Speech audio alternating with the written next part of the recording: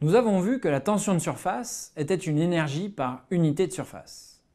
Nous allons montrer dans cette partie que la tension de surface peut être aussi reliée à une force. Nous verrons ensuite comment généraliser le concept de tension de surface pour différents matériaux, qu'ils soient solides, liquides ou gazeux, ce qui sera important pour comprendre le fonctionnement du savon. Nous avons vu que la tension de surface s'exprimait en joules par mètre carré. C'est donc une énergie par unité de surface. Or, des joules s'expriment aussi en newton-mètre. Donc des joules par mètre carré peuvent aussi s'exprimer en newton par mètre. Comme le newton est l'unité associée à une force, la tension de surface est aussi une force par unité de longueur. Pour vérifier ceci, effectuons une expérience. Nous avons ici préparé un film de savon dans un cadre. Au milieu de ce film, une tige métallique sépare deux régions. Nous allons percer d'un côté du film de savon et observer. On peut observer que la tige métallique est tirée fortement vers la droite, c'est-à-dire vers le côté où le film de savon n'a pas été percé en premier. Expliquons cette expérience en détail. Nous avons ici schématisé le cadre métallique avec le film de savon en bleu. Quand la partie gauche a été percée, la tige métallique a été tirée vers la droite par une force que l'on appelle F total. C'est le film de savon restant qui est à l'origine de cette force. F total est donc la force qu'exerce le film de savon sur la tige. Nous allons essayer de relier gamma, la tension de surface, à cette force totale. Quand la tige s'est déplacée de dx, alors la surface du film de savon a diminué. Donc l'énergie de surface a diminué, ce qui est favorable énergétiquement. La variation d'énergie de surface vaut ici gamma fois ds, la variation de surface, ce qui est égal à 2 fois gamma fois L, la longueur de la tige, fois dx. Il y a un 2 ici car le film de savon est entouré d'air dessus et dessous. Il y a donc deux interfaces savon-air, une au-dessus et une en dessous. Par conservation de l'énergie, cette variation d'énergie de surface est égale au travail des forces extérieures, c'est-à-dire au travail de la force qu'exerce la tige sur le film de savon.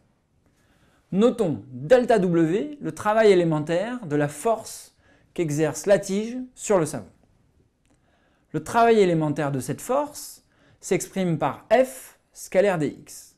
Et par le principe d'action-réaction, la force de la tige sur le savon est égale à moins la force du savon sur la tige, c'est-à-dire à moins F total. Donc ce travail vaut moins F total scalaire dx. Enfin, par conservation de l'énergie, on aura donc cette égalité avec d'un côté la tension de surface et de l'autre la force totale. On peut bien sûr simplifier cette équation pour obtenir que la force totale est égale à 2 gamma, la tension de surface, fois L, la longueur de contact entre le film de savon et la tige. Comme il y a deux interfaces savon-air, on peut exprimer ce résultat en fonction de la force par interface, qui s'exerce donc sur chaque interface. On obtient alors un résultat très simple. La tension de surface gamma est égale à la force sur une interface divisée par la longueur de contact entre la tige et le film de savon. Donc en chaque point de la tige, une force par unité de longueur, gamma, due au savon, tire la tige le long de l'interface. Nous avons vu la notion de tension de surface dans le cas d'une interface entre un liquide et l'air. Mais il existe également un coût énergétique dès que deux phases quelconques sont en contact. Nous allons donc ici généraliser le concept de tension de surface. Dès que deux phases quelconques non miscibles, un solide, un liquide ou un gaz, sont en contact, il y a un coût énergétique associé à cette interface, qui sera caractérisé par une tension de surface. Pour deux phases 1 et 2, on va appeler gamma 1,2 la tension de surface entre la phase 1 et la phase 2. Donnons quelques exemples. Quand l'eau est en contact avec de l'huile, il y a une tension de surface huile-eau. Elle sera importante notamment pour comprendre l'effet du liquide vaisselle. Dans le cas d'une goutte de liquide sur un solide, on va pouvoir définir plusieurs tensions de surface.